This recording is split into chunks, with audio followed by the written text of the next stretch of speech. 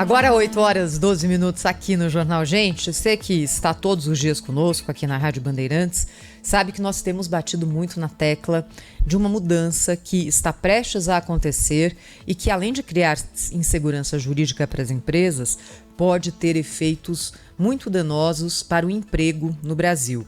É a medida provisória que foi editada no finzinho do ano passado, apagar das luzes, que elimina a desoneração da folha de pagamento dos 17 maiores empregadores da economia. Setores como construção civil, call centers, indústria têxtil, indústria de proteína animal, que tinham a possibilidade de pagar um pouquinho menos de imposto sobre a folha de pagamento.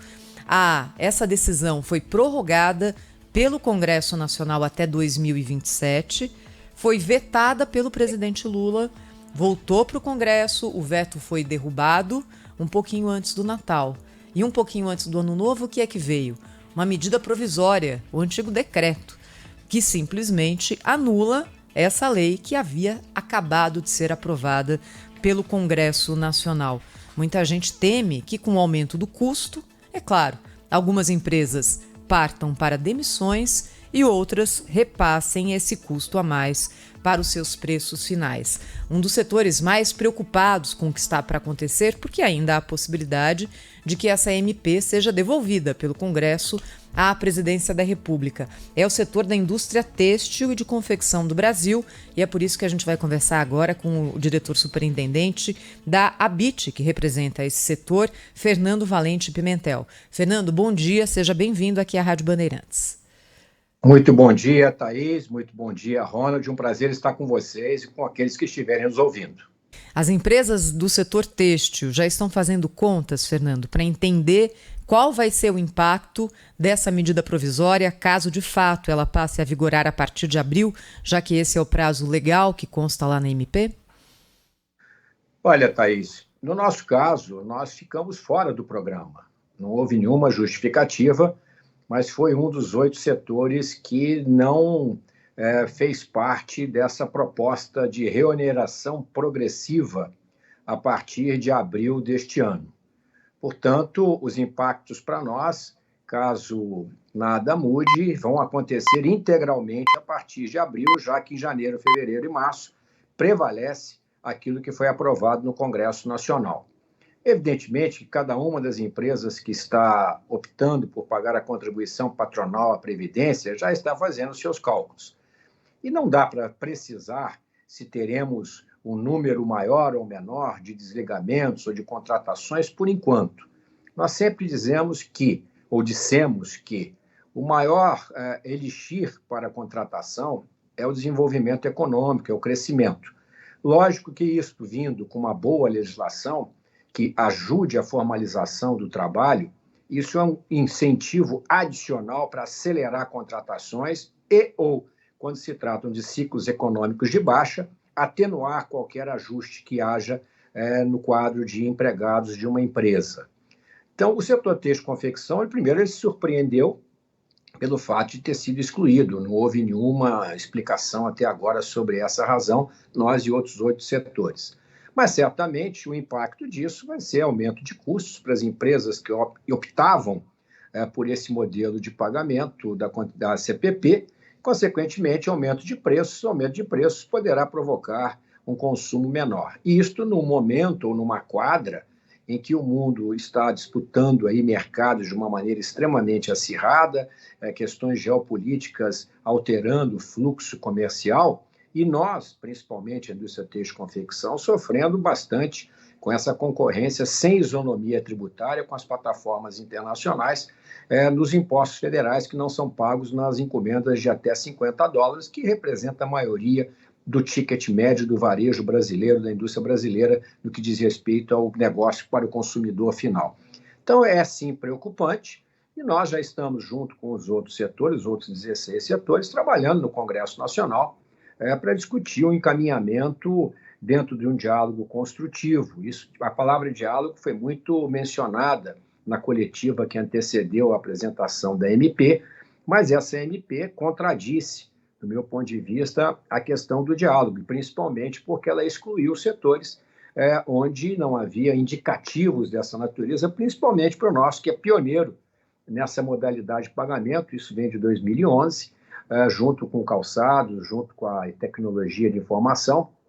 Imóveis também foi um dos setores que inicialmente participou do projeto, sempre com ênfase em setores altamente empregadores, setores que enfrentam concorrência internacional pesada de países que não têm um compliance como nós temos.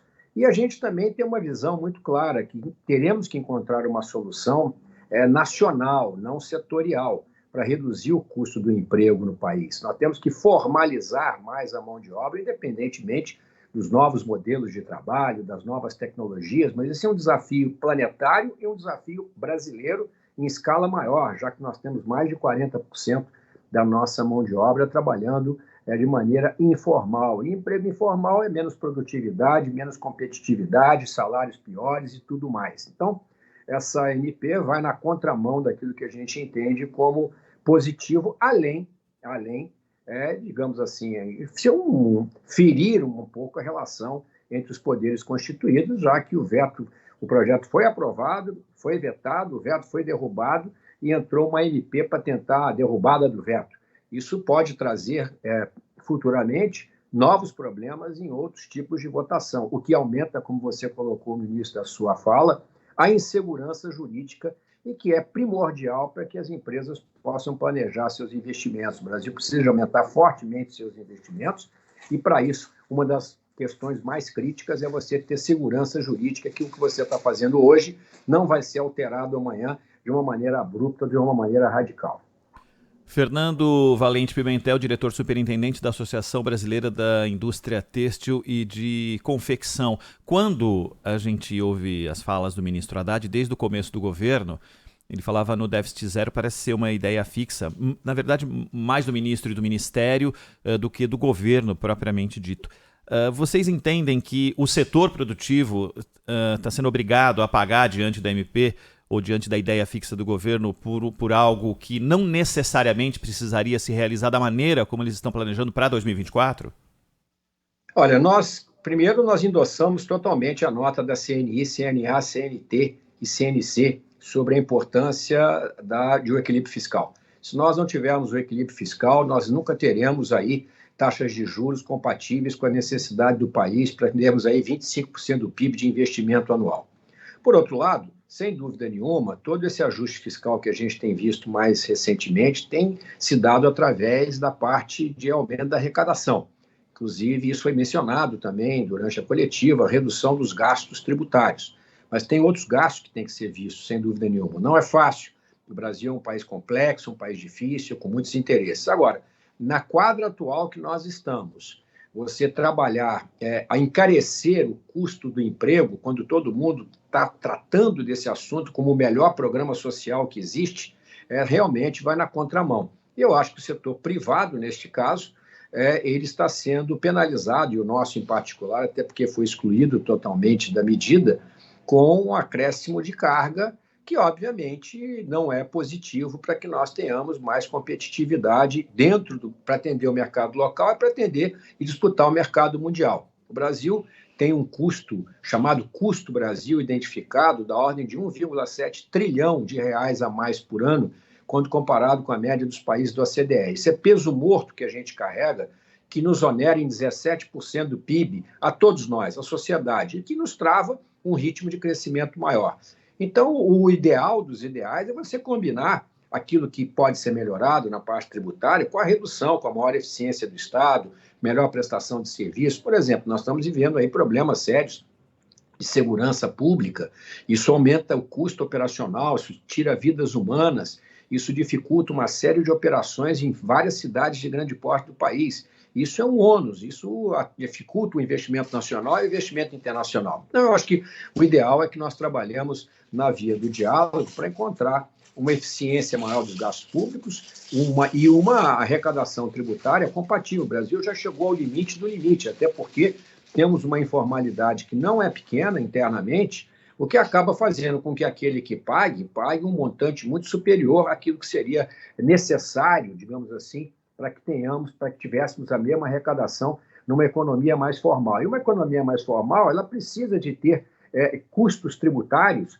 mais compatíveis com aqueles que a sociedade pode suportar. O final é um jogo de perde-perde, porque, na verdade, você cobra daquele que paga, estimula aquele que não paga, cria uma concorrência não isonômica internamente, além da concorrência não isonômica externa, quando se trata das plataformas internacionais que estão isentas, nesse momento, das contribuições federais em compras até $50, e que vale mais ou menos R$240, R$250, que é o ticket médio. O ticket médio do varejo brasileiro é abaixo disso. Então, realmente é um ônus que não vai trazer, digamos assim, mais competitividade, não vai trazer. Os ajustes vão se dar, porque o mercado sempre se ajusta de uma forma ou de outra.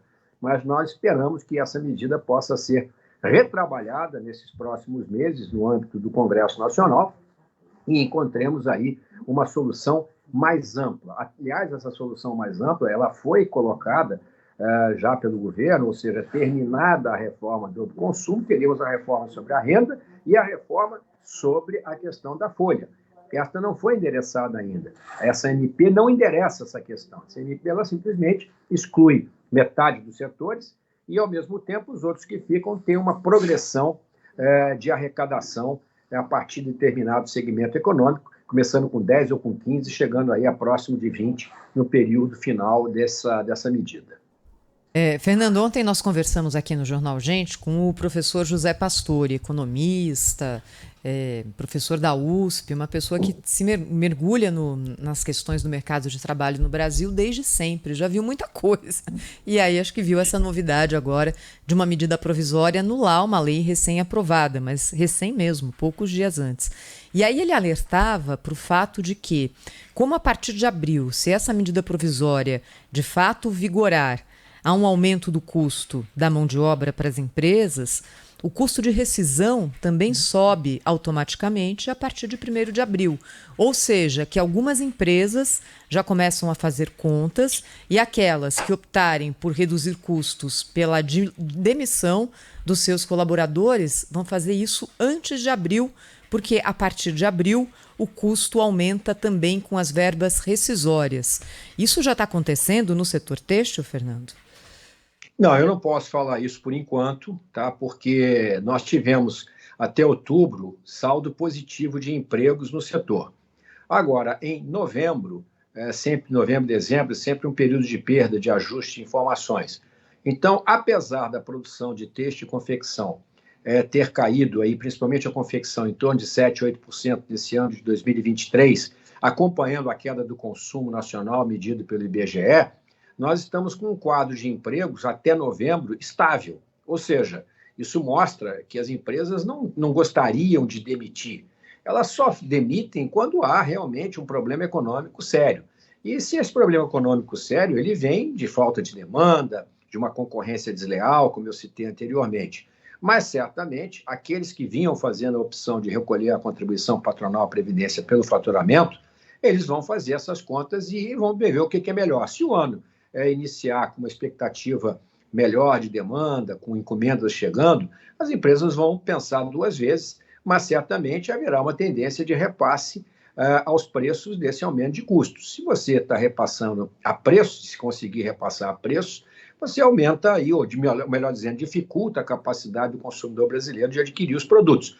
E isso não é positivo para um ciclo virtuoso do setor e nem da economia, pelo menos falando sobre essa ótica. Consequentemente, eu diria que sim, serão necessários observar aí os sinais desse início de ano, janeiro, fevereiro e março. Janeiro e fevereiro sempre são meses um pouco mais mornos aqui no nosso negócio, mas, de qualquer maneira, são meses que você já começa a perceber se o movimento vai ser de uma competição mais acirrada com o produto importado, se os grandes varejistas ou os varejistas médios ou pequenos estão mais animados com as próximas coleções. A próxima coleção é outono e inverno, agora nós estamos comercializando primavera, verão e alto verão.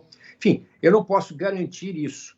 Agora, eu posso dizer que essas contas já estão sendo feitas diante da quantidade de ligações e telefonemas que nós recebemos desde que a MP foi apresentada, com preocupações de todos os níveis e principalmente pela incerteza de que eu faço 3 meses de um jeito, depois eu estou fora, qual é a opção? Então, isso não é bom para o ambiente de negócios, isso não é bom para o ambiente do emprego, isso não é bom para o ambiente de investimentos. Nós precisamos de um país mais equilibrado, com mais segurança jurídica dentro daquilo que é possível da segurança. O mundo é muito incerto, a instabilidade é muito grande, mas, de qualquer maneira, nós não precisamos internamente criar mais instabilidades do que aquelas que a gente não tem controle sobre elas.